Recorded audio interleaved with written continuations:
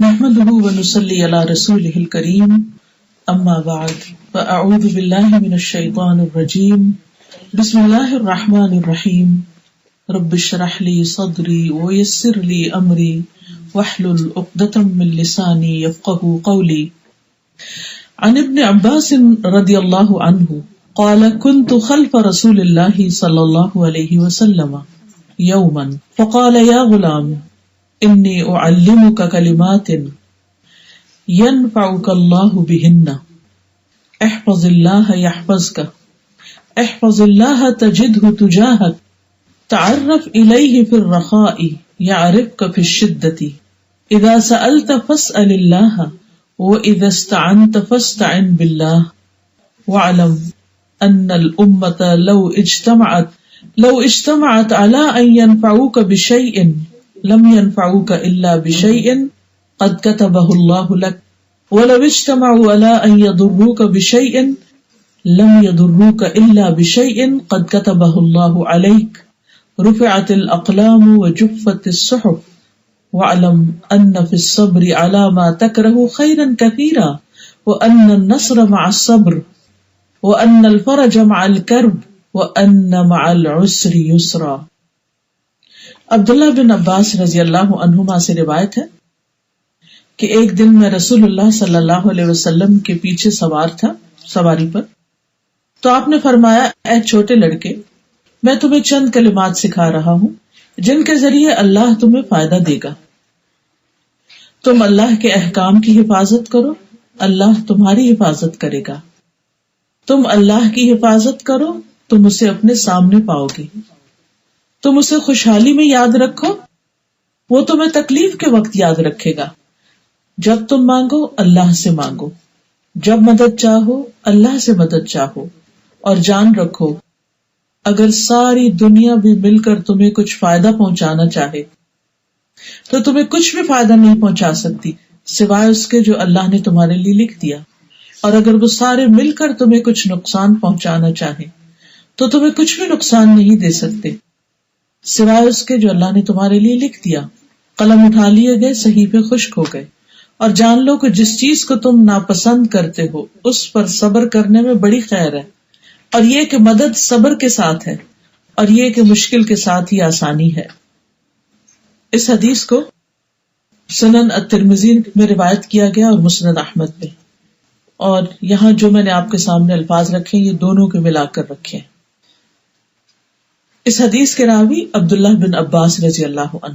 آپ سب جانتے ہیں کہ عباس رضی اللہ عنہ نبی صلی اللہ علیہ وسلم کے چچا تھے اور عبداللہ ان کے بیٹے، تو گویا عبداللہ آپ کے چچا کے بیٹے تھے، لیکن عمر میں آپ سے بہت چھوٹے تھے. یہ ہجرت سے تقریباً 3 سال پہلے بنو ہاشم میں پیدا ہوئے، اور نبی صلی اللہ علیہ وسلم کی وفات کے وقت ان کی عمر تقریباً 15 سال تھی، یعنی ٹین ایجر تھے. وہ بہت ینگ تھے جب نبی صلی اللہ علیہ وسلم فوت ہو گئے. لیکن عمر کی کمی کے باوجود یہ بہت ہی عقل مند، بہت سمجھدار تھے. بہت چھوٹے تھے. ان کی خالہ حضرت میمونہ جو تھی وہ نبی صلی اللہ علیہ وسلم کی اہلیہ تھی. تو یہ ایک دفعہ نبی صلی اللہ علیہ وسلم کے گھر میں رات گزارنے کے لیے آئے کہ میں دیکھوں کہ آپ رات کو کیا کرتے ہیں. تو دیکھا کہ نبی صلی اللہ علیہ وسلم جب بیت الخلاء میں داخل ہوئے تو ان کے لیے پہلے سے ہی وضو کا پانی رکھا ہوا تھا. آپ نے پوچھا یہ کس نے رکھا ہے، یعنی پہلے تو ایسا نہیں ہوتا تھا. تو آپ کو بتایا گیا کہ یہ عبداللہ نے رکھا ہے. تو آپ نے ان کو دعا دی، اللہم فقہہ فی الدین، اے اللہ اسے دین کی سمجھ بوجھ عطا کر. ابن عباس کہتے ہیں کہ مجھے آپ نے 2 دفعہ یہ دعا دی ہے، اللہم فقہہ فی الدین وعلمہ التأویل، اے اللہ اسے دین کی سمجھ عطا کر اور اسے کتاب کی تفسیر سمجھا، یعنی قرآن کی تفسیر کا عالم بنا. اس سے ایک بات تو یہ پتہ چلتی ہے کہ ابن عباس بہت ہی سمجھدار بچے تھے، اور دوسری بات یہ پتہ چلتی ہے کہ نبی صلی اللہ علیہ وسلم بچوں کو بھی توجہ دیا کرتے تھے. وہ چھوٹے سے تھے، ابھی علم سیکھ ہی رہے تھے کہ آپ نے ان کے لیے بہت زبردست دعا کی کہ اللہ ان کو دین کی سمجھ دے. ایک ہوتا ہے دین کا پڑھنا اور ایک ہوتا ہے اس کو سمجھنا. ایک ہے قرآن کا حفظ کرنا اور ایک ہے اس کو سمجھنا اور سمجھ کر اس کے مطابق عمل کرنا. تب وہ کلام ہمارے حق میں حجت بنتا ہے، ورنہ وہ کلام انسان کے خلاف بھی حجت بن سکتا ہے.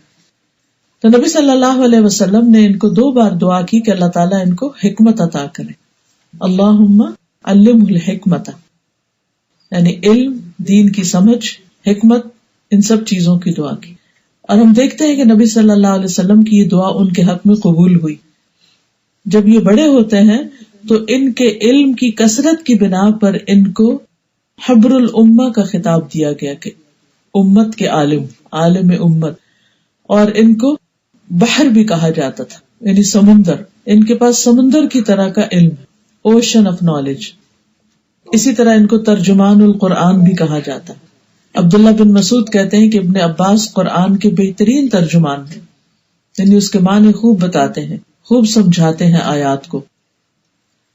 ابن عباس کہتے ہیں کہ حضرت عمر جب بڑے بڑے صحابہ کو بلاتے تو مجھے بھی ان کے ساتھ بلا لیا کرتے تھے اور مجھ سے فرماتے کہ جب تک یہ بڑے لوگ بات نہ کر لیں تو تم نے بات نہیں کرنی.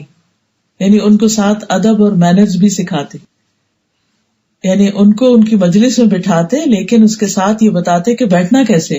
ہم بعض اوقات بچوں کو مسجد وغیرہ میں لے جاتے ہیں لیکن ان کو یہ نہیں بتاتے کہ یہ اللہ کا گھر ہے، اس کے آداب کیا ہیں، اس میں کیسے بیٹھنا ہے، یہاں کیا کرنا ہے کیا نہیں کرنا. بچوں کو تو کیا بتائیں گے، ہمیں خود بھی نہیں پتا ہوتا. ہم بعض اوقات وہیں کھاتے پیتے چیزیں پھینک کر چلے آتے ہیں، یا بیٹھتے ہیں تو اتنی زور زور سے ہنسنا شروع کر دیتے ہیں، دنیا کی باتیں شروع کر دیتے ہیں. تو مسجد میں اللہ سے ڈرتے ہوئے داخل ہونا چاہیے. وما كان لهم ان يدخلوها الا خائفين، ان کے لیے جائز نہ تھا کہ وہ مسجدوں میں جاتے مگر ڈرتے ہوئے اللہ سے کہ ہم اللہ کے گھر کے اندر جا رہے. تو ہم سب پر، بڑوں پر بھی اور چھوٹوں پر بھی مسجد کا احترام اور ادب لازم. تو ابن عباس جو تھے ان کو علم کے ساتھ ادب سیکھنے کا بھی موقع ملا. ان کی وفات 68 ہجری میں ہوئی طائف میں، اور ان کا نماز جنازہ جو تھا وہ محمد بن حنفیہ نے پڑھایا. جب یہ چھوٹے تھے تو نبی صلی اللہ علیہ وسلم کے پاس آتے جاتے تھے اور آپ کے ساتھ ایک دن سواری پر بیٹھے ہوئے تھے، اور سواری پر بیٹھ کر جب وہ ان کے پیچھے بھی تھے لیکن اس کے باوجود آپ صلی اللہ علیہ وسلم اس موقع کو ہاتھ سے نہیں جانے دیتے اور ان کو کچھ باتیں سکھاتے ہیں.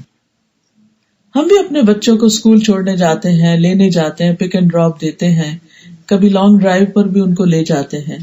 ہمیں سوچنا چاہیے کہ ہمارا سفر کیسے کٹتا ہے اور ہم اس میں اپنے بچوں کو کیا بات سکھاتے ہیں، کیسی باتیں خود بھی کرتے ہیں اور کیسی باتیں ان کو سکھاتے ہیں. نبی صلی اللہ علیہ وسلم نے سواری پر ان کو یہ حدیث سکھائی جو میں نے آپ کو سنائی ہے، اور اس میں کتنی زیادہ کام کی باتیں ہیں. پہلی بات جو آپ نے فرمائی وہ ہے احفظ اللہ یا غلام، اے بچے، اے بیٹے، اے لڑکے، یعنی پیار سے بلایا. اور ایک اور روایت میں اغیلم بھی آتے ہیں، یا چھوٹے سے بچے. احفظ اللہ یحفظ کا، تم اللہ کے احکام کی حفاظت کرو، اللہ تمہاری حفاظت کرے گا. مطلب کیا ہے کہ تم اللہ تعالیٰ کی حدود، اس کی شریعت، اس کے احکامات پر عمل کرو. جن چیزوں سے روکا گیا ہے ان سے رک جاؤ، اور جن چیزوں کا کرنے کو کہا گیا ہے ان کو کرو. تو اللہ تعالیٰ تمہارے دین، تمہارے اہل و عیال، تمہارے مال اور جان کی حفاظت کرے گا. اب وہ کون سے احکامات ہیں خاص طور پر جن کی حفاظت کا ہمیں حکم دیا گیا ہے؟ اس میں خاص طور پر نماز کی حفاظت. قرآن مجید میں کامیاب لوگوں کی صفت جو بتائی گئی ہے وہ یہ ہے کہ والذین ھم علی صلواتہم یحافظون، کہ وہ اپنی نمازوں کی حفاظت کرتے ہیں. سورۃ البقرہ میں اللہ تعالیٰ فرماتے ہیں حافظوا علی الصلوات والصلاۃ الوسطی وقوموا للہ قانتین، سب نمازوں کی حفاظت کرو، خصوصاً درمیانی نماز کی، اور اللہ کے لیے فرما بردار ہو کر کھڑے رہو. درمیانی نماز کون سی؟ عصر کی نماز، کیونکہ اس وقت سورج غروب ہونے کے قریب ہوتا ہے نا، یعنی جلدی وہ وقت گزر جاتا ہے. اور سب لوگ، اب تو بہت لائٹس ہیں، رات بھی دن بن گئی ہیں، لیکن اس وقت لوگ جو تھے وہ دن کے آخری حصے میں اپنے کاروبار سمیٹ رہے ہوتے تھے، تو جلدی ہوتی تھی اور سب کو یہ ہوتا تھا کہ اندھیرا ہونے سے پہلے پہلے ہم کام سمیٹ لیں، یا یہ کہ اندھیرا ہونے سے پہلے پہلے گھر پہنچ جائے. اب آپ دیکھیے کہ آج بھی آپ لوگوں کو دیکھتے ہیں کہ سب سے زیادہ رش آور کون سا ہوتا ہے؟ یہ عصر کے بعد کا ہی ہوتا ہے. تو اس نماز پر توجہ کی ضرورت ہے. حدیث میں آتا ہے کہ اگر کوئی عصر کی نماز چھوڑ دیتا ہے، عصر کی نماز قضا کر دیتا ہے، تو وہ ایسا ہی ہے جیسے اس کا گھر اور گھر والے سبھی برباد ہو گئے. یعنی کوئی ایسی آفت آئی کہ اس کا گھر بھی تباہ ہو گیا اور اس کے گھر میں جو تھے وہ سب بھی ختم ہو گئے. یہ اس سے بڑا نقصان ہے کہ انسان عصر کی نماز چھوڑے. یعنی یہ بہت بڑا نقصان ہے کہ انسان کو کچھ بھی نہ بچے، نہ مال، نہ جان، نہ اولاد، کوئی بھی نہیں بچا. لیکن اس سے بھی بڑا نقصان ہے اس شخص کا جو عصر کی نماز چھوڑ دیتا ہے. تو کتنی زیادہ ضرورت ہے اس بات کی کہ انسان اپنی ساری پلاننگ اس طرح کرے کہ اپنے نمازوں کے اوقات کو سامنے رکھ کر باقی چیزیں پلان کرے، نہ کہ باقی چیزوں کو سامنے رکھ کے جلدی جلدی جب موقع ملے نماز پڑھ لے. تو اللہ کی حفاظت یعنی اللہ کے احکامات کی حفاظت کرو، اللہ تعالیٰ تمہاری حفاظت کرے گا، تمہارا گھر، مال، جان محفوظ رہے گا. اسی طرح اللہ تعالیٰ کی باقی حدود کی حفاظت بھی اس کے لیے آتا ہے وَالْحَافِظُونَ لِحُدُودِ اللَّهِ وَبَشِّرِ الْمُؤْمِنِينَ، اور وہ اللہ کی حدود کی حفاظت کرنے والے ہیں اور مومنوں کو بشارت دے دو. ایسے لوگوں کے لیے خوشخبری ہے جو اللہ تعالیٰ کے احکامات کی حفاظت کرتے ہیں. اسی طرح فجر کی نماز پڑھنے والا جو ہے وہ اللہ کی حفاظت میں ہوتا ہے. رسول اللہ صلی اللہ علیہ وسلم نے فرمایا جس نے صبح کی نماز پڑھی وہ اللہ کے ذمے میں ہے، یعنی اللہ کی حفاظت میں ہے. تو تم میں سے کسی سے اللہ کسی چیز کے ساتھ اپنے ذمے کا مطالبہ نہ کرے کہ اللہ اس کو پکڑے گا اور اسے جہنم کی آگ پہ اوندا کر دے گا. یعنی اگر کسی نے اللہ سبحانہ وتعالیٰ کے اس حکم کی حفاظت نہیں کی تو پھر وہ بچ نہیں سکتا کہیں. پھر اسی طرح یہ ہے کہ جو شخص اللہ کے راستے میں نکلتا ہے وہ بھی اللہ کی حفاظت میں ہوتا ہے. پھر صبر اور تقوی کے ذریعے اللہ کی حفاظت ملتی ہے.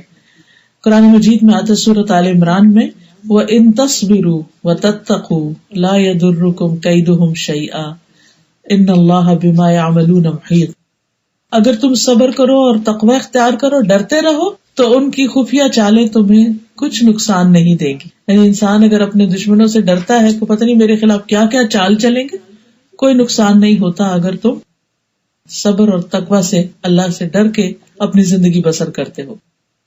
پھر اسی طرح صبح شام کی جو دعائیں ہیں، اذکار ہیں، اگر ان کی پابندی کی جائے تو اس سے بھی انسان مختلف طرح کے شر سے محفوظ رہتا ہے. جیسے بسم اللہ الذی لا یضر مع اسمہ شیء فی الارض ولا فی السماء وہو السمیع العلیم. جو صبح شام یہ دعا 3 بار پڑھ لیتا ہے اسے کوئی اچانک مصیبت نہیں آتی، یعنی وہ اللہ کی حفاظت میں ہوتا ہے. اسی طرح جو شخص نمازوں، زکوٰۃ اور باقی چیزوں کی پابندی کرتا ہے قبر کے عذاب سے بھی محفوظ رہتا ہے. حدیث میں آتا ہے کہ میت کو جب اس کی قبر میں رکھ دیا جاتا ہے تو وہ ان کے پلٹ جانے کے وقت ان کے جوتوں کی آواز سنتا ہے. کل ہی مجھے کوئی بتا رہا تھا کہ انسان جب فوت ہوتا ہے تو مرنے کے بعد بھی اس کی جو سننے کی قوت ہوتی ہے وہ سب سے آخر میں جاتی ہے. یعنی ایون اگر روح نکل بھی جاتی ہے تو ہیئرنگ کسی نہ کسی حد تک کام کر رہی ہوتی ہے. یعنی آنکھیں تو پلٹ جاتی ہیں، اوپر ٹکٹکی لگ جاتی ہے، انسان پیچھے دیکھنے لگتا ہے. وہ کیوں دیکھتا ہے؟ اس کے بارے میں حدیث میں آتا ہے کہ جب روح نکلتی ہے تو تبعہ البصر، انسان کی آنکھ اسے دیکھ رہی ہوتی کہ وہ جدا ہو رہی، میرے سے جا رہی ہے. یعنی روح جاتی اس مرنے والے کو اپنی دکھ رہی ہوتی ہے. تو یہ حکم ہے کہ آنکھیں بند کر دو فوراً. اور ویسے بھی اگر آپ دیکھیں اگر کسی مردے کی آنکھ بند نہ کی جائے فوراً تو پھر کیا ہوتا ہے، جسم ٹھنڈا ہو کے آنکھیں اکڑ جاتی ہیں، اور چونکہ آنکھیں پیچھے پھری بھی ہوتی ہیں موت کے وقت تو وہ اتنی خوفناک ہو جاتی ہیں کہ انسان دیکھ نہیں سکتا. ریسنٹلی کسی نے مجھے بتایا کہ کسی کی ڈیتھ ہوئی، کسی لڑکی کی، اور وہ گئی ان کو غسل دینے کے لیے.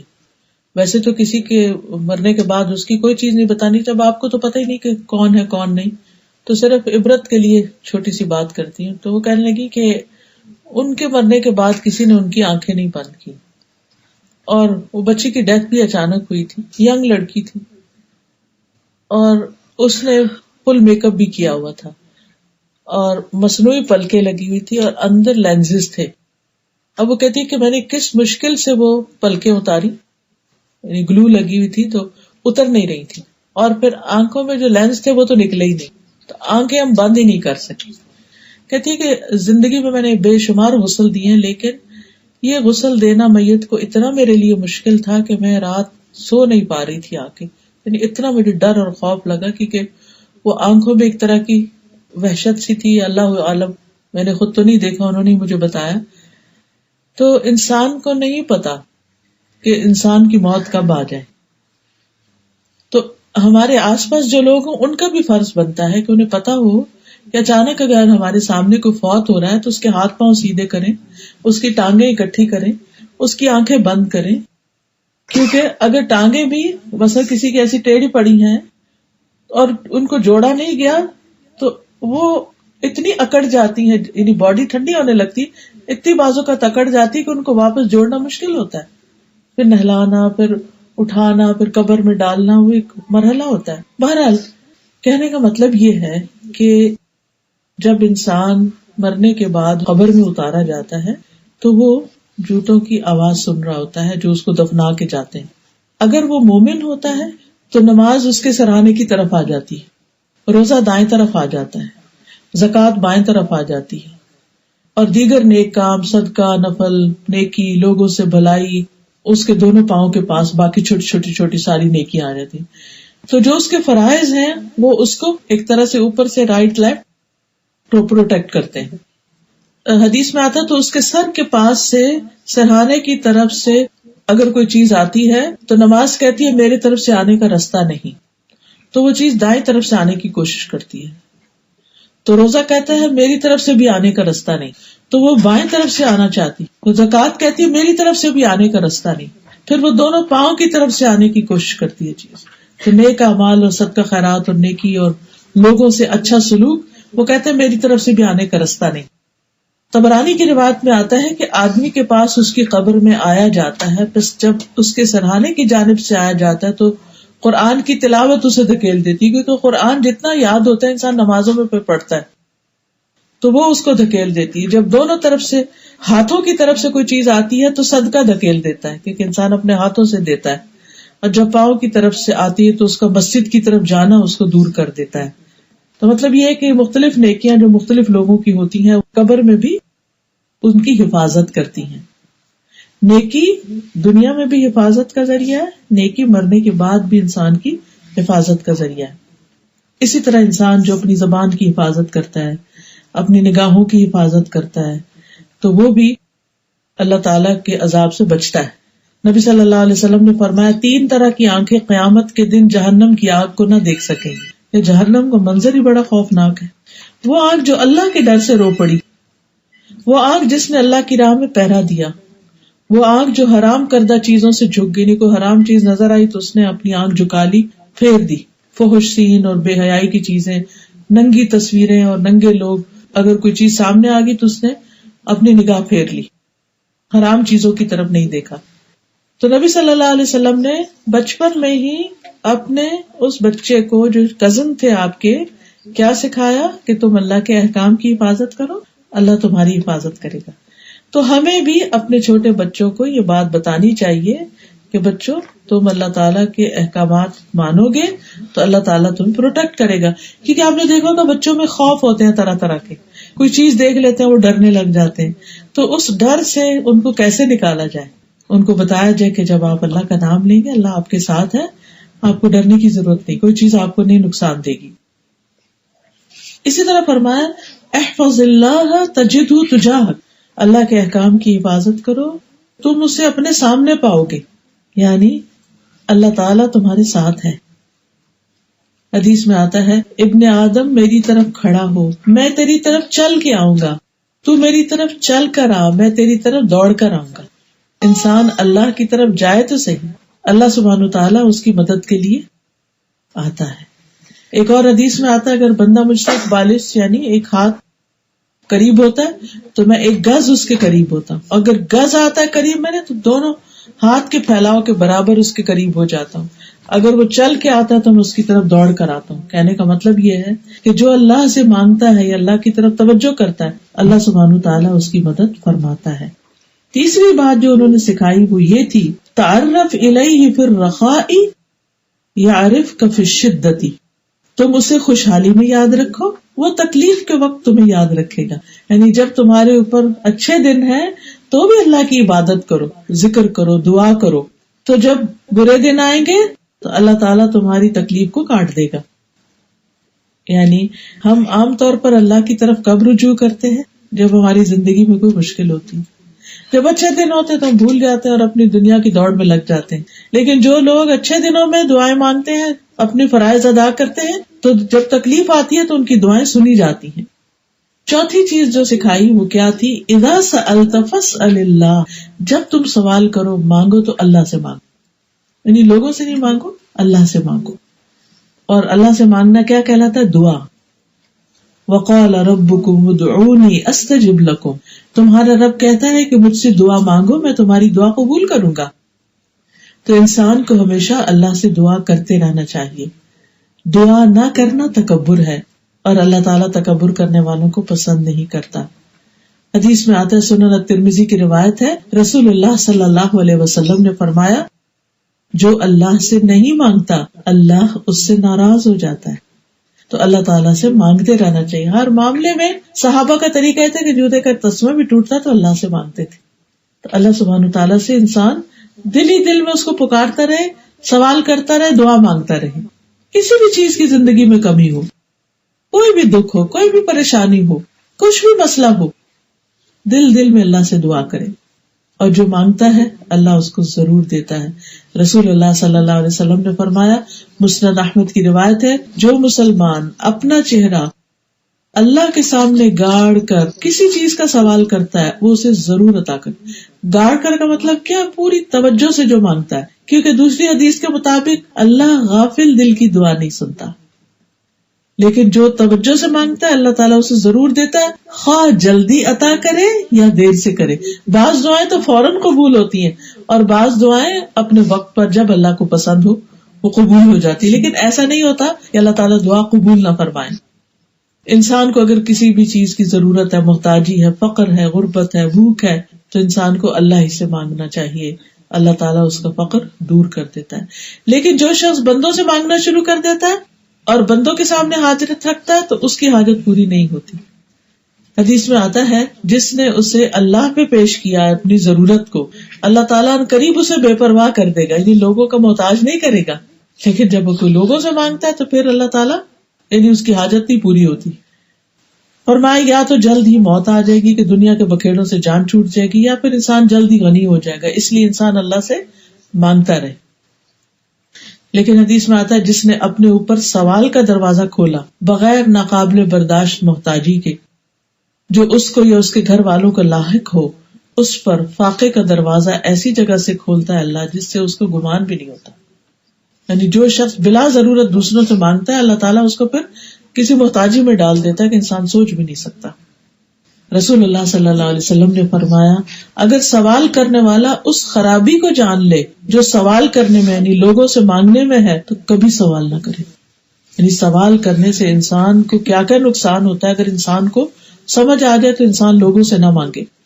اور ویسے بھی یہ کہ قیامت کے دن ایسا شخص جو لوگوں سے مانگتا رہتا ہے، اس کی عادت ہے، ہیبیچول ہے، قیامت کے دن اس حال میں آئے گا کہ اس کے چہرے پہ گوشت کا ٹکڑا تک نہیں ہوگا، بالکل ایسے ڈراؤنی شکل ہوگی اس کی. کیونکہ سوال جو ہے نا وہ انسان کی عزت کے خلاف ہوتا ہے، یعنی اس کی آبرو جاتی ہے. تو قیامت کے دن اس کے جو چہرے کے اوپر سے وہ چلا جائے گا نا اسکن، تو یہ بھی اس کے آبرو جانے کی، عزت جانے کی علامت ہوگی. نبی صلی اللہ علیہ وسلم نے فرمایا، صحیح بخاری کی روایت ہے، تم میں سے کوئی بھی اگر ضرورت مند ہو تو اپنی رسی لے کر آئے، لکڑیوں کا گٹھا باندھ کر اپنی پیٹھ پر رکھ کر لائے اور اسے بیچے. اس طرح اللہ تعالیٰ اس کی عزت کو محفوظ رکھے. تو یہ اس سے اچھا ہے کہ وہ لوگوں سے سوال کرتا پھرے، پھر وہ اسے دے یا نہ دے. نبی صلی اللہ علیہ وسلم نے فرمایا، لوگوں سے بے نیاز ہو جاؤ اگرچہ مسواک کی لکڑی کیوں نہ ہو. یعنی لوگوں سے توقع نہ رکھو، لوگوں سے لالچ نہ رکھو، بلکہ اپنی کوشش کر کے، محنت کر کے اپنی ضروریات پوری کرو. نبی صلی اللہ علیہ وسلم نے فرمایا، کون ہے جو مجھے ضمانت دے کہ وہ لوگوں سے کچھ نہیں مانگے گا، میں اس کے لیے جنت کی ضمانت دوں گا.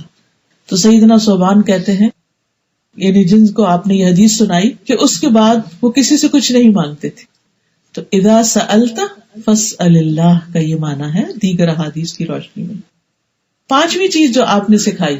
اب آپ دیکھیے کہ بچوں کو اگر آپ یہ باتیں سکھاتے ہیں تو کتنی جلدی میچور ہو جائیں گے, کتنے سمجھدار ہو جائیں گے.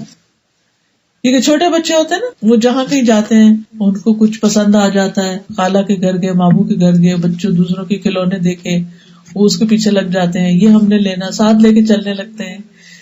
تو یہ باتیں اگر آپ پہلے سے ان کو سمجھا کے لے جائیں گے تو انشاءاللہ آپ دیکھیں گے کہ وہ پھر اس وقت وہاں جا کر آپ کو تنگ نہیں کریں گے. پانچویں چیز, وَإِذَا اسْتَعَنْتَ فَاسْتَعِنْ بِاللَّهِ, جب مدد چاہو اللہ سے مدد چاہو. جیسے ہم ہر نماز میں کیا کہتے ہیں, إِيَّاكَ نَعْبُدُ وَإِيَّاكَ نَسْتَعِينُ, ہم صرف تیری ہی عبادت کرتے ہیں اور صرف تجھ سے مدد چاہتے ہیں. مدد انسان کب مانگتا ہے؟ جب وہ کسی مشکل میں گھرا ہوا ہوتا ہے, پریشان ہوتا ہے. رسول اللہ صلی اللہ علیہ وسلم نے فرمایا, ایسی چیز کی حرص رکھو جو تمہارے لیے نفع مند ہو, اور اللہ سے مدد طلب کرتے رہو اور اس سے عاجز مت ہو. یعنی کبھی بھی اللہ سے مانگنے سے مت تھکو. جہاں خیال آئے, بندوں کی طرف دھیان جائے, فوراً اللہ کی طرف پھیر لو. اب آپ دیکھیے کہ کس طرح اللہ سبحانہ وتعالیٰ نے ہمیں مایوس ہونے سے بچایا ہے. انسان کی زندگی میں مایوسی کب آتی ہے؟ جب وہ اپنے جیسے انسانوں سے توقعات رکھتا ہے, ایکسپیکٹیشنز ہوتی ہیں اس کی, اور وہ بےچارے پوری نہیں کر پاتے. پھر انسان پریشان ہوتا ہے, ناراضگیاں ہوتی ہیں, شکوے شکایتیں ہوتی ہیں, اس نے میرے لیے یہ نہیں کیا, اس نے میرے لیے یہ نہیں کیا. جہاں مشکل آ رہی ہے اللہ سے مانگنا شروع کرے تو اللہ اس کے دل میں ڈالے گا اور آپ کا مسئلہ حل ہو جائے گا. اور ضروری نہیں کہ اللہ تعالیٰ اسی سے آپ کو مسئلہ حل کروائے جس کے اوپر آپ توقع رکھیں. وہ اپنے غیب کے خزانوں سے کسی اور کو بھیج دے گا آپ کی مدد کے لیے, تو پھر آپ لوگوں کے محتاج نہیں رہیں گے. آپ کو مسئلے کا حل چاہیے نا, اس سے کیا فرق پڑتا ہے وہ کس طرح حل ہو, اس کو اللہ پہ چھوڑ دے, وہ مدد کرے گا آپ کی ضرور. مطلب یہ ہے کہ تم سارے کی ساری توقع اور توکل بس اللہ پہ رکھو, وہ کام بنائے گا. اور یہ بچپن سے سکھانے کی چیز ہے. بچوں کو چوٹ لگ جائے, بچوں کو کوئی چیز ضرورت ہو تو انہیں سکھایا جائے کہ کس طرح وہ اللہ کی طرف توجہ کرے, اللہ سے مانگے. مثلا موسیٰ علیہ السلام نے اپنی قوم کو کہا, استعینوا باللہ واصبروا, لوگوں اللہ سے مدد مانگو اور صبر کرو.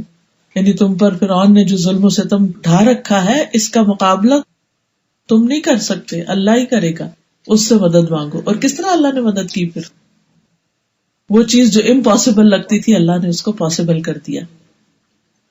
چھٹی چیز جو انہوں نے سکھائی وہ کیا ہے, فرمایا وَعْلَمْ أَنَّ الْأُمَّةَ لَوْ اجْتَمَعَتْ, جان لو کہ اگر ساری دنیا بھی مل کر تمہیں کچھ نفع پہنچانا چاہے, کوئی فائدہ نہیں دے سکتا سوائے اس کے جو اللہ نے تمہارے لیے لکھ دیا. اگر سارے مل کر تمہیں کچھ نقصان دینا چاہے تو نقصان نہیں دے سکتے سوائے اس کے جو اللہ نے تمہارے لیے لکھ دیا. قلم اٹھا لیے گئے, صحیح پہ خشک ہو گئے. تو انسان کو یہ بات یاد رکھنی چاہیے, اس پر پورا ایمان اس کا ہونا چاہیے کہ ہر طرح کا نفع اور نقصان صرف اللہ کے ہاتھ میں ہے. اس سے کیا فائدہ ہوتا ہے کہ لوگوں کا ڈر دل سے نکل جاتا. اچھا میں نے اگر اس کی بات نہیں مانی نا, اس کو راضی نہیں کیا تو مجھے یہ اور یہ نقصان ہو جائے گا. نہیں, جو چیز آپ کی قسمت میں لکھی ہے وہ مل کے رہے گی. آپ کا رزق لوگوں کے ہاتھ میں نہیں ہے, آپ کا فائدہ لوگوں کے ہاتھ میں نہیں ہے, اس کا مالک صرف اللہ ہے. قرآن مجید سورۃ یونس میں اللہ تعالیٰ فرماتے ہیں وَإِن يَمْسَسْكَ اللَّهُ بِضُرٍّ فَلَا كَاشِفَ لَهُ إِلَّا هُوَ, اگر اللہ تمہیں کوئی تکلیف پہنچانا چاہے تو اس کے سوا کوئی نہیں جو اسے دور کر سکے, اور وہ تجھ سے کوئی بھلائی کرنا چاہے کوئی نہیں جو اسے ٹالے. وہ اپنے بندوں میں سے جسے چاہے اس فضل سے نوازتا ہے, اور وہ بخشنے والا ہے, رحم کرنے والا ہے. سورۃ فاطر میں بھی فرمایا ما یفتح اللہ للناس من رحمت فلا ممسک لها وما یمسک فلا مرسل له من بعدہ, اللہ اگر لوگوں کے لیے اپنی رحمت کا دروازہ کھول دے تو اسے کوئی بند کرنے والا نہیں, اور جسے وہ بند کر دے اس سے اس کے بعد کوئی کھولنے والا نہیں. تو اگر اللہ کی طرف سے خیر لکھی ہے نا تو پہنچ کے رہے گی. لوگ کیا کریں گے, کچھ نہیں کر سکتے. اور اگر اللہ کو منظور نہیں تو پھر لوگ مل کے بھی تمہاری مصیبت نہیں ٹال سکتے, اور جس سے اللہ روک دے اسے کوئی اور نہیں دے سکتا. اسی لیے ہم ہر نماز کے بعد جو دعا مانگتے ہیں اور ہمیں دعا سکھائی گئی وہ کیا ہے, اللہم لا مانع لما اعطیت ولا معطی لما منعت ولا ينفع ذا الجد منک الجد. اے اللہ جسے تو دے اس سے کوئی روکنے والا نہیں اور جسے تو نہ دے اسے کوئی دینے والا نہیں، اور کسی مالدار کو اس کی مال و دولت تیری بارگاہ میں کوئی فائدہ نہیں دے سکتی. یعنی دنیا میں کسی کے پاس کتنا بھی مال ہو وہ اس کو اللہ کے عذاب سے بچا نہیں سکتا. قارون کے پاس کیا کچھ کم خزانے تھے؟ سب جانتے ہیں نا قارون کی کہانی قرآن میں بیان ہوئی ہے، کیا انجام ہوا اس کا، کتنی بڑی عبرت ہے اس میں. اتنا مال تھا اس کے پاس کہ جن کی صرف کنجیاں ان خزانوں کی انسان نہیں اٹھا سکتے تھے، اونٹوں کی ایک جماعت اٹھاتی تھی. اونٹوں پہ لاد کے وہ اگر کہیں جانا ہوتا، ہم اگر گھر سے نکلتے ہیں تو چابی کہاں رکھتے؟ بیگ میں، بس اتنی سی، اور وہ آرام سے اٹھا بھی لیتے. اور اب تو بہت جگہ لاک جو ہے وہ کارڈ یا ٹچ سسٹم سے بھی ہے. چھوٹی سی چیز ہے، گاڑیوں میں اکثر دیکھا ہوگا آپ نے کہ وہ چھوٹا سا ڈیوائس ہے، بس وہ لگاتے ہیں تو کھل جاتی. اور اب تو کچھ گاڑیاں ایسی بھی بنی ہے کہ آپ گھر میں فون کے ذریعے ان کو انسٹرکشن دے دیں اور آپ کا، حتیٰ کہ اگر پارکنگ لاٹ میں کھڑی ہے تو سامنے آ جائے گی خود ہی. ٹیسلا کا نام سنا ہوگا آپ نے، یعنی سیلف ڈرائیو ہے، ڈائریکشن بھی خود ہی دیکھ لیتی ہیں. آپ بس بیٹھ جائیں اس میں، اپنے وہ اس میں ڈال دیں، ڈائریکشن ڈال دیں، وہ خود بخود لین چینج کرتی جائے، خود بخود پہنچ جائے گی. آپ بیٹھ کے کمپیوٹر پہ کام کریں، پہنچا دے گی آپ کو. آپ دیکھیے کہ اللہ سبحانہ تعالیٰ اگر بندے کے حق میں خیر چاہتا ہے تو پھر کوئی نہیں آپ سے روک سکتا. اس لیے آپ لوگوں پہ بھروسہ نہ کریں، اللہ پہ کریں. اور قارون کی بات ہو رہی تھی کہ قارون کے خزانے، اتنی بڑی جماعت ان کو اٹھاتی تھی کیونکہ خزانے ہی خزانے تھے اس کے، اور ان کو بڑے بڑے لاک لگے ہوئے تھے، اور ان بڑے لاکس کی چابیاں بھی بڑی. اگر آپ نے کبھی خانہ کعبہ کے دروازے کی چابی دیکھی ہو تو عام چابی کی تو چھوٹی نہیں ہے، بڑی سی چابی. میوزیمز میں اب بھی آپ دیکھیں نا تو پرانے زمانے کی جو کیز ہوتی بڑی بڑی تھی، جو بڑے بڑے تالوں کو لگتی تھی. تو بہرحال وہ اتنی بھاری چابیاں ہوتی تھی کہ وہ خود اٹھا بھی نہیں سکتا تھا، بیگ میں کہاں آئے گی. اونٹوں کی بھی، ایک اونٹ نہیں کئی اونٹ مل کے ایک گروپ آف کیمل جو تھا وہ چابیاں اٹھاتا تھا جب اس کو کہیں جانا ہوتا تھا، کیونکہ چابی انسان پیچھے نہیں چھوڑ کے جاتا، ساتھ لے کے جاتا ہے نا جہاں بھی آپ. تو بہرحال ہوا کیا، انجام کیا ہوا، جب اس پہ عذاب آیا تو وہ سارا مال اس کو بچا نہیں سکا. تو اس لیے مال پر بھی بھروسہ نہیں کرنا چاہیے، مال بھی کام نہیں آتا، انسانوں پر بھی نہیں. کئی دفعہ آپ نے دیکھا ہوگا کہ بچے جوان ہو کر، صحت مند ہو کر ماں باپ سے پہلے فوت ہو جاتے ہیں. بوڑھے ماں باپ رہ جاتے ہیں، بچے فوت ہو جاتے ہیں. جن کو آپ نے اپنے بڑھاپے کا سہارا سمجھ کے پالا تھا، اللہ کی مصلحت سے وہ سہارا چلا جاتا ہے، لیکن پھر بھی بڑھاپا تو گزر ہی جاتا ہے. سب لوگ ہی دنیا میں کسی نہ کسی طرح زندگی پاس کر جاتے ہیں. رفعت الاقلام وجفت الصحف، تقدیر لکھی جا چکی، اور صرف وہی مصیبت آئے گی جس کے آنے کا اللہ اجازت دے گا. اور جب آپ دعا کرتے کہ اللہ میں مصیبتوں سے بچا تو اللہ اس کو روک بھی دیتا. تو اس لیے اصل تعلق پھر ہمارا اللہ سے ہونا چاہیے. اگر ہمیں کسی چیز کا ڈر ہے نا تو اس کے نقصان سے بچنے کے لیے بھی اللہ ہی سے مدد مانگے، اور اگر کوئی فائدے کی چیز چاہیے تو اس فائدے کے حصول کے لیے بھی اللہ سے مانگے. اسی لیے ہم استخارہ پڑھتے ہیں نماز میں، نماز استخارہ، کہ اس میں دعا جو پڑھتے ہیں کیا ہے کہ اللہم انی استخیرک بعلمک، اے اللہ میں تجھ سے خیر مانگتا ہوں تیرے علم کی وجہ سے، یعنی تجھے پتا ہے کہ میرے لیے خیر کیا ہے، تو مجھے وہ خیر اور بھلائی عطا کر دے. تقدیر پر ایمان لانے کا یہ فائدہ ہوتا ہے کہ انسان کی زندگی میں اگر کوئی تکلیف آتی ہے تو اس پر اس کا نروس بریک ڈاؤن نہیں ہوتا، وہ اپنے حواس نہیں کھو بیٹھتا، کیونکہ اس کو پتا ہوتا ہے کہ یہ اللہ کے اذن سے ہی آئی ہے، اس میں ضرور کوئی خیر ہے. اور اسی لیے 7ویں بات جو سکھائے گی وہ کیا ہے، وَاعْلَمْ أَنَّ فِي الصَّبْرِ عَلَىٰ مَا تَكْرَهُ خَيْرًا كَثِيرًا، جان لو کہ جس چیز کو تم ناپسند کرتے ہو اس پر صبر کرنے میں بڑی خیر ہے. جب انسان اللہ پہ بھروسہ کرتا نا کہ اگر کوئی تکلیف میری زندگی میں آئی ہے تو وہ بھی اللہ کے اذن سے، تو میں اس پر صبر کروں گا، پھر اللہ کا وعدہ ہے کہ پھر تمہیں اس کا اجر بھی بے پناہ ملے گا. کچھ چیزیں انسان اپنی زندگی میں اپنے لیے پسند نہیں کرتا، اس کو بہت ناگوار ہوتی ہیں. آپ سب کے ساتھ بھی کوئی نہ کوئی ایسا ایکسپیرینس ہوگا کہ کچھ چیزیں آپ کو سخت ناپسند، آپ کہتے ہیں مجھ سے برداشت ہی نہیں ہوتی، میں اب اس سچویشن میں رہ ہی نہیں سکتی. میں رات اپنے ہسبینڈ کو بتا رہی تھی، کوئی دن نہیں جاتا کہ جب کوئی شخص کوئی خاتون اپنا یا بچے کا کوئی نہ کوئی ایسا مسئلہ نہ مجھے بتائے کہ جس میں وہ سخت تکلیف سے گزر رہی ہیں، یا ہسبینڈ کی طرف سے پرابلم ہے، یا کہ جاب وغیرہ کا مسئلہ ہے، یا پھر اپنے بچے کا کوئی مسئلہ ہے۔ یعنی ہر انسان کسی نہ کسی چیز سے آزمایا جا رہا ہے، وہ اس آزمائش کو اپنے لیے بہت برا سمجھتا ہے اور کہتا ہے مجھ سے صبر نہیں ہوتا۔ لیکن اگر انسان اس تکلیف کو دور کرنے کی کوشش کرے، مثلا بیمار ہے تو علاج کرائے، مال کی کمی ہے، فقر ہے تو کوئی ہاتھ پاؤں مارے، کوشش کرے، محنت کرے، کام کرے، کہیں نہ کہیں ایک دروازہ بند ہے تو دوسرا تو تیسرا کھل جائے گا۔ اسی طرح اگر کسی انسان کی طرف سے کوئی مسئلہ ہے تو وہ بھی اللہ کرے گا تو وقت کے ساتھ ساتھ اس کی شدت بھی کم ہو جائے، کیونکہ وقت ایک جیسا نہیں رہتا۔ بعض اوقات ہسبینڈ وائف کے درمیان اتنے اختلافات ہو جاتے ہیں اور انسان ان کو اپنے لیے سخت ناپسند کرتا ہے، اور ہے بھی ناپسندیدہ چیز، لیکن اگر اللہ نے لکھا ہے کچھ تو اللہ کو پتا ہے نا کہ اس کے ذریعے میری کیسی کیسی اصلاح کرنی ہے، اس مشکل میں ڈال کے اللہ تعالیٰ مجھے کس کس طرح چمکانا چاہتا ہے، اور ایک چیز مجھ سے لے کے کتنی خیر و بھلائی مجھے دینا چاہتا ہے جس کا میں سوچ بھی نہیں سکتی۔ تو جان لو کہ جس چیز کو تم ناپسند کرتے ہو، کوئی بیماری ہے، کوئی دکھ ہے، تکلیف ہے، اس پر صبر کرنے میں بڑی خیر ہے، کیونکہ قیامت کے دن صبر کرنے والوں کو جب اجر ملے گا تو دوسرے لوگ کہیں گے کاش ہماری اسکن کینچیوں سے کاٹ دی جاتی، ہمیں بھی یہ اجر ملتا جو ان کو ملا۔ دنیا میں بھی ایسا ہوتا ہے نا، جب ہم کسی کے پاس کوئی بہت اچھی چیز دیکھتے ہیں تو ہم کہتے ہیں یہ والی میرے پاس ہوتی نا پھر بات تھی۔ کچھ لوگوں کو گاڑیوں کو بڑا شوق ہوتا ہے، کچھ کو موبائل کا، سیل فونز کا، انسان اپنے پہ راضی نہیں ہوتا۔ جب دیکھتے ہیں نا کسی کے پاس نیا ماڈل کا آئی فون 7 پلس لے لیا ہے تو پھر انسان کہتا ہے کہ اچھا میرے پاس بھی یہ ہوتا نا تو پھر مزہ تھا، لیکن سم ہاؤ ہم اس چیز کو حاصل نہیں کر سکتے۔ تو یہ انسان کے اندر ہے کہ انسان اس چیز کی حرص رکھتا ہے جو دوسروں کے پاس ہو، اور اسے منع نہیں کیا گیا، اس میں کہا کہ جو چیز تمہارے لیے فائدہ مند ہے اس کے لیے حرص رکھو، لیکن اللہ سے مدد طلب کرو، مانگو اللہ سے، عاجز مت بنو کہ نہیں اٹس امپاسبل، مجھے تو مل ہی نہیں سکتی یہ چیز۔ اور اگر کوئی مصیبت آ جائے تو یہ نہ کہو کاش میں ایسا کر لیتا ویسا کر لیتا، کیونکہ کاش کا لفظ جو شیطان کا دروازہ کھول دیتا ہے۔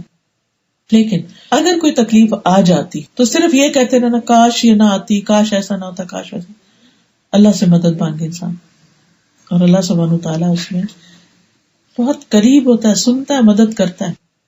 آج صبح مجھے کوئی بتا رہی تھی کہ وہ یہاں سے ایڈمنٹن گئی تو انہیں اتنا اندازہ نہیں تھا کہ ایڈمنٹن میں کتنی سنو ہوتی، تو کہنے لگی کہ میں جب وہاں گئی تو کچھ لوگوں نے مجھے کہا کہ دیکھو یہاں کا ونٹر ذرا بھاری ہوتا ہے، لوگ ڈپریشن میں چلے جاتے ہیں، تو تم نے گھر میں بند نہیں ہو جانا، باہر نکلنا، ان کے بچے ہیں چھوٹے چھوٹے تو تم نے باہر بھی نکلنا ہے۔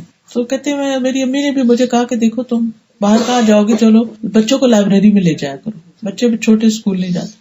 کہتے ہیں بچے کو اسٹرولر میں ڈالا اور میں نے لائبریری کی طرف جانے لگی، تھوڑی دور گئی کہ میرا جو اسٹرولر تھا وہ برف میں پھنس گیا، اور آس پاس کوئی اللہ کا بندہ نہیں تھا، اور عجیب سی گلومی سا موسم، اور تو اس وقت میں نے کہا یا اللہ تو جانتا ہے کہ اس وقت تیرے سے میری کوئی مدد نہیں کر سکتا، میں صرف تجھ سے مدد مانگتی ہوں، تو مجھے اس مشکل سے نکال، کیونکہ اس کے لیے پاسبل ہی نہیں تھا کہ وہ اس کو اٹھا کے کہیں آگے پیچھے کرے، یا کچھ بچہ کو اٹھائے، اسٹرولر اٹھائے، ان کو نیچے رکھے، یہ کیا کرے کیا نہیں کرے۔ کہتے نو ویئر 2 لوگ آ گئے کہیں سے، انہوں نے مجھے دیکھا مشکل میں، تو کہتے مجھے ڈر بھی لگا کہ حجاب ہولیے میں سب، لیکن انہوں نے کہا کہ آپ کو کہاں جانا ہے تو ہم آپ کی ہیلپ کرتے ہیں، پہنچا دیتے۔ کہتے انہوں نے کم سلو والے رستے سے گھما کے مجھے لائبریری کی بلڈنگ تک پہنچا دیا، کیونکہ مجھے اندر سے اتنا ڈر لگی، کیونکہ اس وقت باقی دکانیں تو بند تھی، ایک شراب کی دکان کھلی تھی، مجھے لگ رہا تھا کہ جیسے یہ لوگ وہیں جا رہے ہیں، تو مجھے گھبراہٹ بھی ہوئی کہ کہیں ایسا نہ ہو کہ مجھے کوئی نقصان دے یا کچھ، لیکن اللہ اللہ کر کے میں پہنچی۔ تو کہتی ہے اس وقت میں نے سوچا کہ اگر میں اس وقت سنو کو برا بھلا کہتی، اور یا جنہوں نے مشورہ دیا تھا باہر نکلنے کا ان کو برا بھلا کہتی، یا کسی اور کے ساتھ میں کچھ کرتی، میں نے فوراً اللہ کو پکارا کہ اللہ آپ مجھے اب اس میں سے نکالیں، میں تو اس میں سے نہیں نکل سکتی، پھنس گئی۔ ہر انسان کی زندگی میں اچانک ہی کوئی ایسی چیز آ جاتی ہے کہ انسان اس کے لیے پریپیئرڈ ہی نہیں ہوتا، ایسے میں پھر انسان کہتے یہ، پھر انسان دانت پیسے لگتا، فلاں کی تو میں خبر لوں گی، اس نے مجھے یہ کہا تھا، یہ کھا لو یا ایسا کر لو، وہ کر لو، وہاں چلی جاؤ۔ نہیں، لوگوں پر غصہ نہیں کریں، اب جو ہونا تھا ہو گیا، اللہ کو پکارے، اللہ سے مدد مانگے، اذا استعنت فاستعن باللہ، اور صبر سے کام لے، زبان کو روک لے، کہ انسان فوراً بدگمان ہو جاتا ہے، فوراً برا بھلا بولنا شروع کر دیتا ہے، اور غیبت کر کے اپنے نیکیاں بھی ضائع کر دیتا ہے، اور اس تکلیف پر صبر نہ کر کے مصیبت میں پھنس جاتا ہے.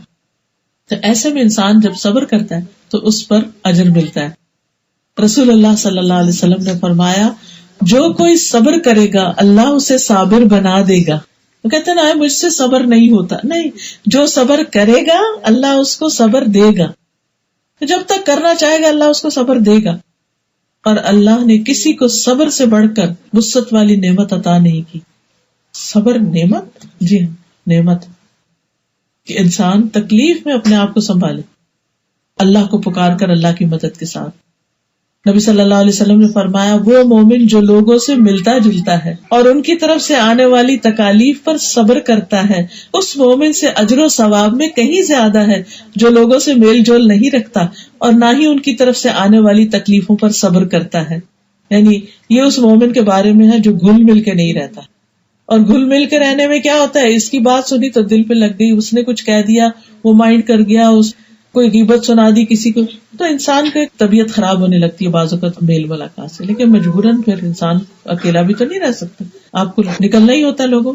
تو لوگوں کی تکلیفیں برداشت کرنا اجر و ثواب کا باعث ہے بنسبت اس کے انسان آئسولیٹ ہو جائے، صرف اپنی دنیا میں گم ہو جائے.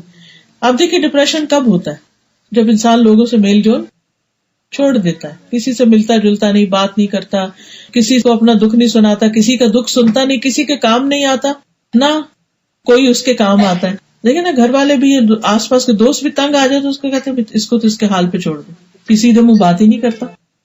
تو ایسے میں پھر مسائل حل تو نہیں ہوتے. انسان نکلے، تکلیف تھوڑی برداشت کر لے. بعض اوقات ایسا بھی ہوتا ہے انسان جب ایک تکلیف برداشت کرتے کرتے تھک جاتا ہے تو انسان کہتا ہے کہ بس میں اب کوئٹ کر رہا ہوں، میں گھر سے نکل رہا ہوں، میں الگ ہو رہا ہوں. انسان سوچے کہ الگ ہونے کے بعد جو حالات ہیں کیا وہ آسان ہے؟ کل ایک خاتون نے اپنی ایک بچی کا مسئلہ بتایا. میں یہ واقعات اس لیے بتا دیتی کیونکہ آپ کو تو نہیں پتا کہ وہ دنیا کے کس کونے سے کس نے مجھے کس کام کے لیے کانٹیکٹ کیا اور مسئلہ کیا تھا. لیکن ان واقعات میں ایک سبق ہوتا ہے، اس لیے یہ واقعات بیان کرنے پڑتے ہیں. قرآن مجید میں اللہ تعالیٰ فرماتے ہیں فَقْصُصِ الْقَصَصَ لَعَلَّهُمْ يَتَفَكَّرُونَ، ان کے سامنے قصے بیان کیجیے تاکہ یہ لوگ غور و فکر کریں. ہماری ایک جاننے والی تھی تو انہوں نے کچھ سال پہلے شادی کی. شادی ان کی ذرا لیٹ عمر میں ہوئی، تقریباً 40 کے قریب تھی وہ. بہرحال شادی ان کی دوسری جگہ پر تھی، یعنی اس شخص کی پہلی بیوی فوت ہو چکی تھی تو انہوں نے شادی کی. شادی سے پہلے بھی مجھ سے انہوں نے مشورہ کیا. اس وقت میں نے ان سے کہا کہ اس عمر میں عام طور پر انڈرسٹینڈنگ ذرا مشکل ہوتی ہے تو بس صبر سے کام لینا ہوگا. خیر شادی ہو گئی. شادی کے بعد فوراً ہی ایک بچی اللہ نے دے دی. ہوا وہی، کچھ عرصے کے بعد انبن شروع ہو گئی اور وہ اتنی ایکسٹریم پہ پہنچی کہ انہوں نے کہا کہ میں اب ان کے ساتھ نہیں رہ سکتا. پھر سمجھایا کہ دیکھو بھائی اپنا گھر اچھا ہوتا ہے چاہے کیسا بھی ہو، لیکن جب انسان تھوڑی تکلیف سے گھبرا جاتا ہے نا تو پھر انسان کہتا ہے نہیں اس سے تو میں نکلوں، بعد میں دیکھیں گے. بہرحال چھوڑ دیا انہوں نے، آ گئی اپنے میکے آ گئی، والدہ کے ساتھ رہنے لگی. وہاں پر ظاہر ہے بھائی بھی تھے جن کی شادی نہیں ہوئی، اور بچے بھی تھے، جو اور بہن بھائی جن کی شادی ہوئی تھی وہ ان کے بچے.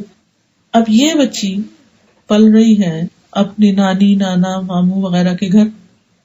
اب وہ جو دوسرے بڑے تو خیر سمجھدار ہوتے ہیں، لیکن وہ جو دوسرے بچے ہیں پریشان اس پر تھی کہ وہ جو دوسرے بچے ہیں وہ ہر بات میں اس کو بلی کرتے، we hate you, we don't like you, آپ یہاں کیوں ہیں، آپ کے ابا نے آپ کو چھوڑ دیا، آپ کا کوئی بھی نہیں ہے، اپنے گھر جاؤ، یہاں کیوں رہتے ہو، وغیرہ وغیرہ. بچے ہیں ادھر ادھر سے بڑوں سے کوئی بات سن لیتے کوئی ادھر سے.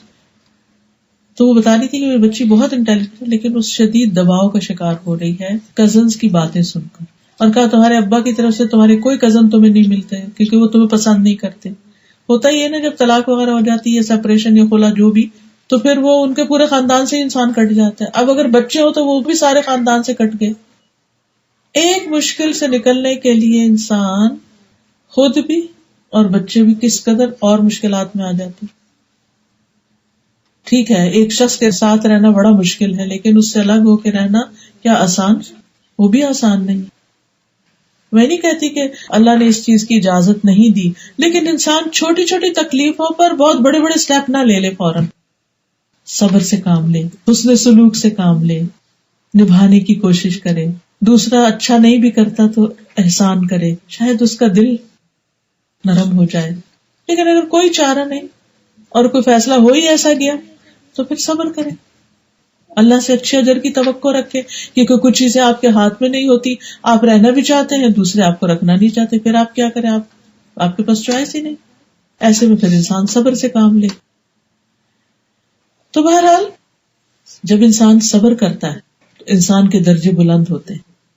بعض نیکیوں پر انسان بلند درجوں تک نہیں پہنچتا جتنا تکلیفوں پہ صبر کر کے پہنچتا ہے.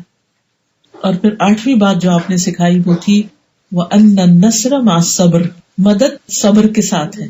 یعنی صبر کے نتیجے میں مدد آتی ہے اللہ کی. ایک وقت ہوتا ہے تکلیف کا، جب وہ گزر جاتا ہے تو پھر حالات میں وسعت آ جاتی، مشکلات آسان ہو جاتی ہیں. اللہ تعالیٰ فرماتے ہیں سورۃ البقرہ میں یا ایھا الذین آمنوا استعینوا بالصبر والصلاۃ ان اللہ مع الصابرین. اے ایمان والو، جب کوئی مشکل درپیش ہو تو نماز اور صبر سے مدد لو، یقیناً اللہ صبر کرنے والوں کے ساتھ ہے.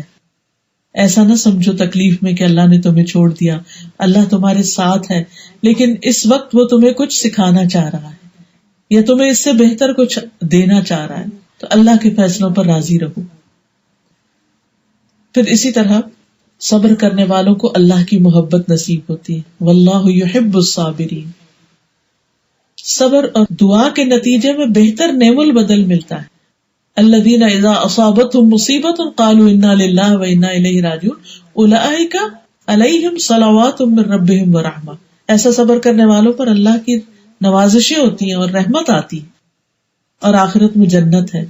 حدیث قدسی میں اللہ تعالیٰ کا ارشاد ہے اے اولاد آدم، اگر صدمے کی ابتدا میں تو صبر کر لے، یعنی مصیبت پڑتے میں کوئی صبر کر لے اور اجر کا طلبگار بن جائے تو میں تیرے لیے جنت سے کم کسی ثواب پہ راضی نہ ہوں گا، یعنی اس کا بدلہ تجھے جنت ہی لازمن دوں گا. سبحان اللہ. وہ وقت ہوتا بڑا مشکل، لیکن اپنے آپ کو نا ذہنی طور پر تیار کیا کریں. کچھ چیزیں ہوتی ہیں جن کے بارے میں انسان ڈرتا ہے کہ میری زندگی میں یہ نہ ہو جائے، وہ نہ ہو جائے، کہیں میں یہ خبر نہ سن لوں. کبھی ایسا تھا ہمیں اپنے ماں باپ سے بڑی محبت ہوتی ہے، ہم چاہتے ہیں ہمیشہ زندہ رہیں، لیکن ایسا تو نہیں ہو سکتا. ہمیں دھڑکا لگا رہتا ہے کہ کہیں ان کی وفات کی خبر نہ آ جائے، کہیں ان کی بیماری کی خبر نہ آ جائے. ایسے ایسے خوف آتے ہیں نا دل میں. تو اپنے اندر یہ پریپیئر کیا کرے کہ اگر ایسی کوئی خبر آئی تو میں کیا کروں گی، میں اپنے اوپر کیسے کنٹرول کروں گی.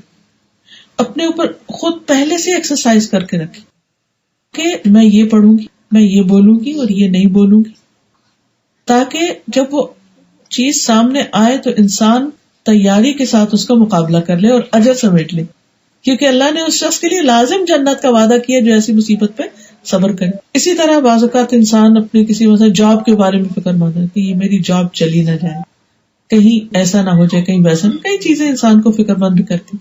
جس چیز کے بارے میں خوف ہے اس کے بارے میں سوچیں اگر ایسا ہو تو مجھے کیا کرنا ہے، کیسے نپٹوں گی.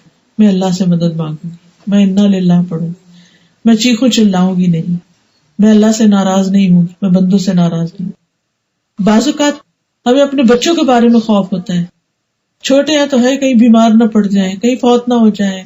بڑے ہیں تو کہیں امتحان میں فیل نہ ہو جائیں، کہیں ایسا نہ ہو جائے، کہیں ویسا نہ ہو جائے. یہ سارے خوف اور خوف کی کوئی نہ کوئی قسم کسی نہ کسی کو لاحق رہتی. ایسے میں انسان اپنے آپ کو سجھائے کہ کیسے میں نے اس کا مقابلہ کرنا ہے. اگر کوئی ایسی ناگوار اور ناپسندیدہ چیز میری زندگی میں آتی ہے تو اس موقع پر میں کیا کروں گا تاکہ مجھے اجر تو ملے. پہلے تو یہ کہ انسان اللہ سے دعا کرے کہ اللہ نہ ہو، لیکن کچھ چیزیں تو زندگی میں ہو ہی جاتی ہیں. پھر 99% نہیں بھی ہوتی نا تو کوئی 1% تو مشکل آ ہی جاتی ہے نا.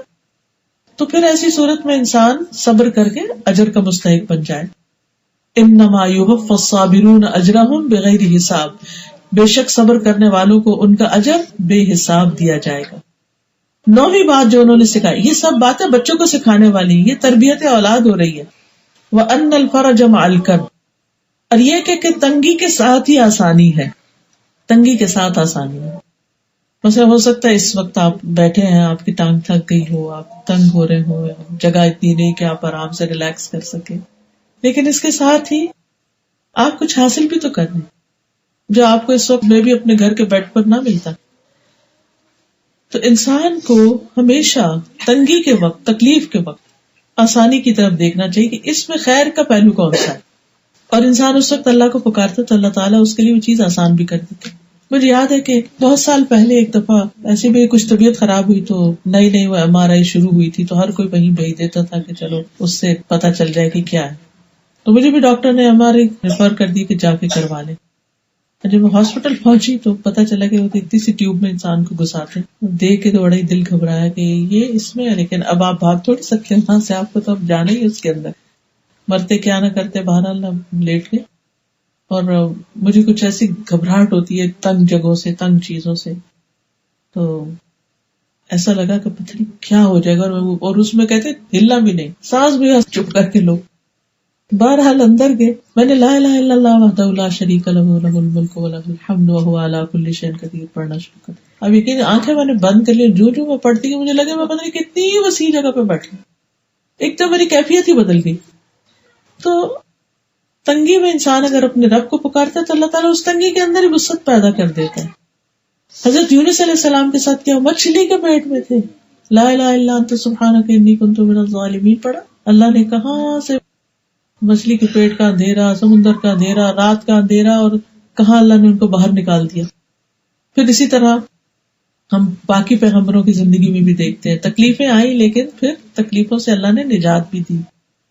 نبی صلی اللہ علیہ وسلم نے فرمایا، کیا میں تمہیں ایسی دعا نہ بتاؤں کہ جب کسی رنج و غم اور آزمائش میں مبتلا شخص اس کو پڑھے تو اس کی تکلیف دور ہو جائے؟ کہا کہ کیوں نہیں؟ آپ نے فرمایا وہ مچھلی والے کی دعا ہے، لا الہ الا انت سبحانک انی کنت من الظالمین. اسی طرح اللہ اللہ ربی لا اشرک بہ شیئا.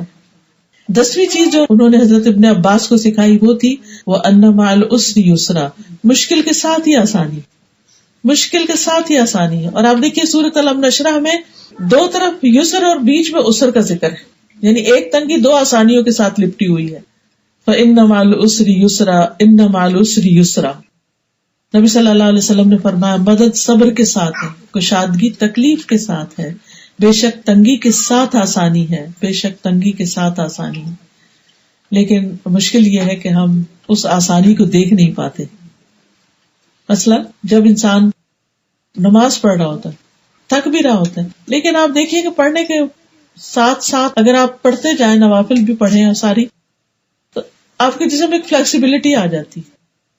آپ نے دیکھو کہ صبح جب آپ اٹھتے ہیں تو بازو کا جسم اکڑا ہوا ہوتا ہے، جو نماز آپ پڑھنا شروع کرتے ہیں تو کیا ہوتا ہے، اینڈ آف سلاد یا ریلیکس. آپ ویسے بھی ایکسرسائز کرتے ہیں تو آپ نماز ہی زیادہ پڑھ لیں، ایکسرسائز بھی ہو جائے گی بیچ میں. بہرحال جو کام بندے کی زندگی میں آسانی لاتے ہیں ان کو گنوا کے بات ختم کروں گی کہ اگر ہم چاہتے ہیں کہ ہماری زندگی میں آسانی ہو، سب سے پہلے یہ کہ اللہ سے ڈریں. اور اللہ سے ڈرنے کا مطلب یہ ہوتا ہے کہ انسان لوگوں کے سامنے اور چھپ کے وہ کام کرے جو اللہ کو پسند ہے، اللہ کی ناراضگی کے کام چھوڑ دے، یعنی تقوی اختیار کرے. وَمَن يَتَّقِ اللَّهَ يَجْعَل لَّهُ مِنْ أَمْرِهِ يُسْرًا. جو اللہ کا تقوی اختیار کرے گا اللہ اس کے لیے اس کام میں آسانی پیدا کر دے گا. دوسری چیز صدقہ، جہاں تنگی ہو صدقہ خیرات کریں. اللہ تعالیٰ فرماتے ہیں فَأَمَّا مَنْ أَعْطَى وَاتَّقَى وَصَدَّقَ بِالْحُسْنَى فَسَنُيَسِّرُهُ لِلْيُسْرَى. جس نے اللہ کی راہ میں مال دیا، تقوی اختیار کیا اور بھلی باتوں کی تصدیق کی، ہم اسے آسان رستے پر چلنے کی سہولت دیں گے، اس کے لیے آسانیاں پیدا کر دیں گے. دوسروں کی مشکل میں کام آنا، حدیث میں آتا ہے جس نے کسی تنگ دست پر آسانی کی اللہ اس پر دنیا اور آخرت میں آسانی کر دے گا، اس کے لیے آسانیاں ہو جائیں گی. اللہ اپنے بندے کی مدد میں ہوتا ہے جب تک بندہ اپنے بھائی کی مدد کرتا ہے. پھر اسی طرح دل کی تنگی دور کرنے کے لیے دعا کرنا، رب اشرح لی صدری ویسر لی امری. یہ صرف درس دینے سے پہلے نہیں پڑھی جاتی دعا، جب بھی دل میں گھٹن محسوس ہو، ڈپریشن ہو، دل کی تنگی محسوس ہو، سب پڑھنا شروع کر دیں.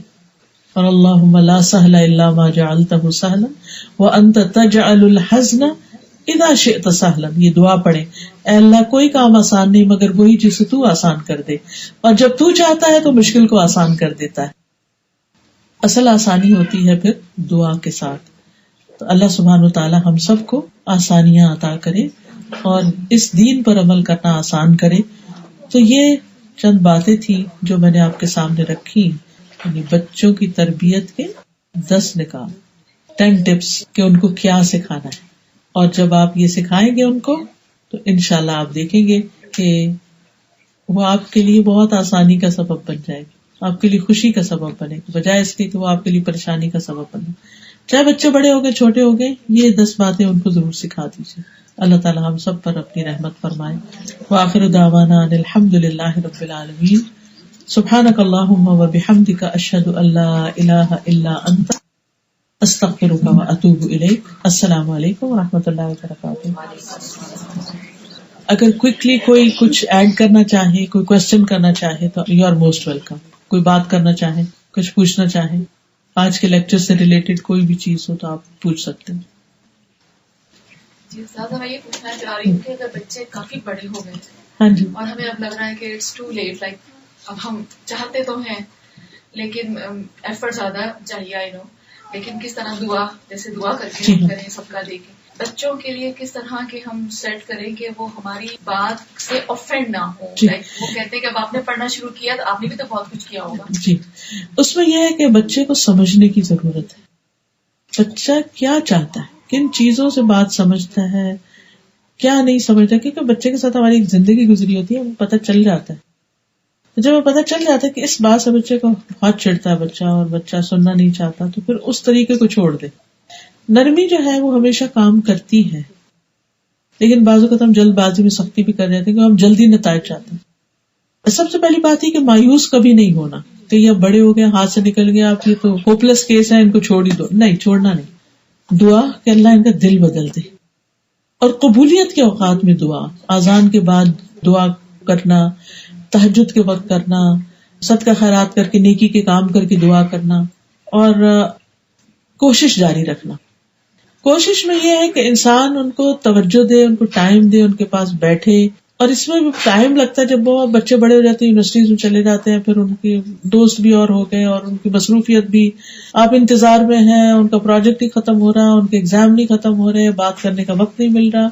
لیکن جتنا بھی ہے اتنا آپ کرتے رہیں، اچھی مجلسوں میں لے کر جائیں، کیونکہ بعض اوقات ہم سے نہیں سیکھنا چاہتے مگر دوسروں کی بات سن لیتے ہیں. اچھے دوستوں کا انتخاب کریں، اللہ کے آگے روئیں. تو دعا اور کوشش دونوں چیزیں مل کے امپاسبل کو پاسبل کر دیتی. پچھلے دنوں خاتون مجھ سے کلاس میں ذکر کر رہی تھی کہ جب انہوں نے 10-12 سال پہلے کورس شروع کیا تھا تو کہتی میں اس وقت شاید میرے پاس آئی تھی تو کہنے لگی کہ میں اپنے بچے کو کہتی تھی کہ تم نماز پڑھو، تو وہ بہت ناراض ہوتا تھا، کہتا آپ کہنا چھوڑ نہ کہو مجھے، تو اب میں کیا کروں. میں نے کہا کہ ابھی آپ کچھ نہ کہیں، چھوڑ دیں آپ اس پیار سے ایک دفعہ کہا، یاد دلایا اور اس کے بعد چھوڑ دیں اور آپ دعا کرتی رہیں.